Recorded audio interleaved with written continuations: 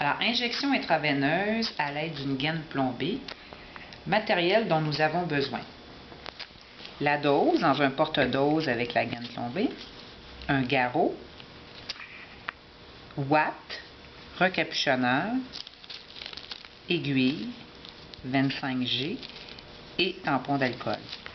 Diachylon déjà prêt, coupé sur le bord de la table d'injection. Alors, première chose à faire avant de commencer, c'est de changer l'aiguille. Donc, on prend notre dose. On prend une aiguille neuve, 25G 5/8e pour une intraveineuse d'un radiopharmaceutique, c'est de diamètre parfait.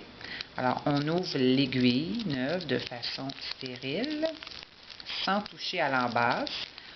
Nous allons tirer le piston pour faire une petite bulle d'air dans le liquide, dans la seringue.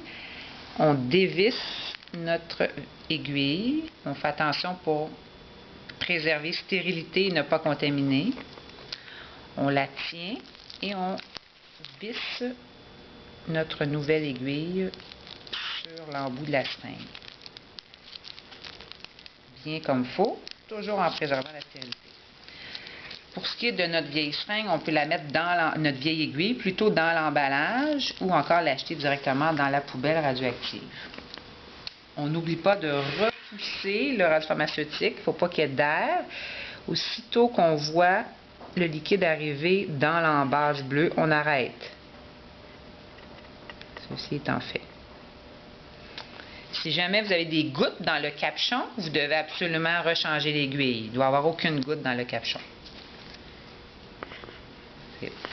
Alors, maintenant, on est prêt pour l'injection. On installe un garrot à 10 à 15 cm au-dessus du site d'injection. C'est très important que le garrot, les bandes soient vers le haut et non vers la veine. Ensuite, on palpe la veine. Vous pouvez serrer votre poing, monsieur. On va désinfecter le site d'injection 5 secondes de l'intérieur vers l'extérieur.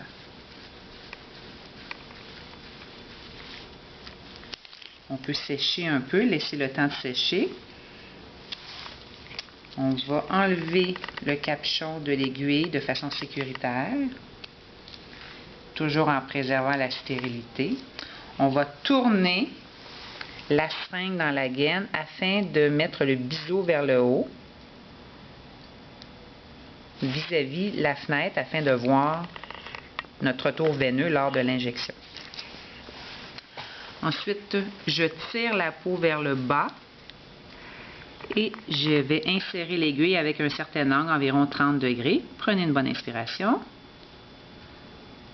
Ensuite, je vérifie s'il y a un retour veineux en tirant le piston. Il va y avoir du sang qui va revenir dans la seringue. Il y a du sang. Donc, j'enlève le garrot. Et maintenant, je pousse tranquillement le radiopharmaceutique, toujours en tenant la seringue et en appuyant mes doigts sur la peau du patient, sur le bras du patient, afin d'éviter tout mouvement.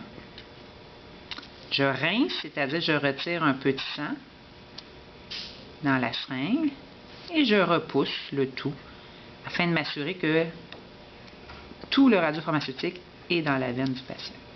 Alors c'est terminé, je prends une ouate ou un petit gaz, j'appuie pas sur l'aiguille tout de suite, je me retire rapidement et j'appuie.